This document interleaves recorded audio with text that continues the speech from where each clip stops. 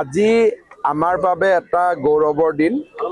মই ওদালগুৰিলৈ বহুবাৰ আহিছিলোঁ আৰু এটা মোৰ আধৰুৱা প্ৰতিশ্ৰুতি আছিলে যে ওদালগুৰিৰ গোলমা চকত আমি এখন উৰণীয়া সেতু নিৰ্মাণ কৰিম।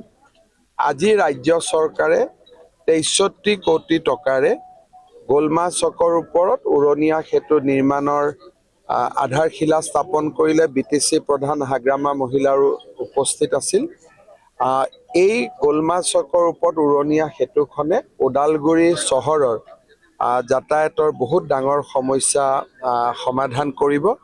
মই ইঞ্জিনিয়াৰসকলক পৰামৰ্শ দিছোঁ যে ফ্লাইঅভাৰৰ তলত এখন বেডমিণ্টন কোৰ্টো বা বেডমিণ্টন খেলিব পৰা এটা ব্যৱস্থাও কৰি দিব লাগে, তেতিয়া আৰু ধুনীয়া লাগিব ফ্লাইঅভাৰখন। আজি আপোনালোক এতিয়া বলক, BTCৰ মিনি ছেক্ৰেটেৰিয়েট এটা ওদালগুৰিত আজি আধাৰশিলা হ'ব।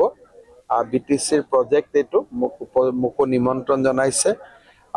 আমি ভাবোঁ যে কোকৰাঝাৰৰ লগে লগে ওদালগুৰিৰ যিটো গুৰুত্ব BTC বড়োলেণ্ড ইউনিভাৰ্চিটিৰ শাখা মিনি ছেক্ৰেটেৰিয়েট, মই ভাবোঁ যে ওদালগুৰি ৰাইজৰ কাৰণে ই বহুত সহায়ক হ'ব।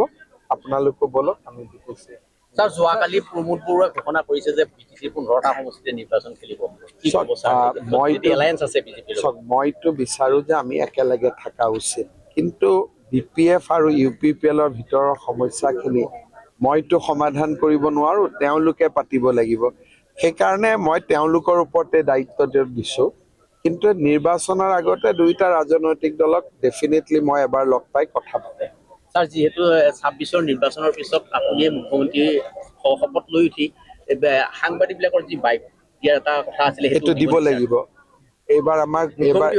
এইবাৰতো আমি ফোন দিছোঁ যাতে মানুহে আপোনালোকে ফোনটো বহুত ডাঙৰ শক্তি এটা সাংবাদিকতাৰ, আৰু এই অহাবাৰ আমি সাংবাদিকসকলক একোখন মটৰচাইকেল দিয়াৰ বাবেও ব্যৱস্থা ল'ম। আপুনি মুখ্যমন্ত্ৰী হৈ প্ৰথম পদক্ষেপ হ'ব। প্ৰথম দ্বিতীয় বুলি নহয়, মোৰ মুখেদি ওলাল যেতিয়া পাই যাব।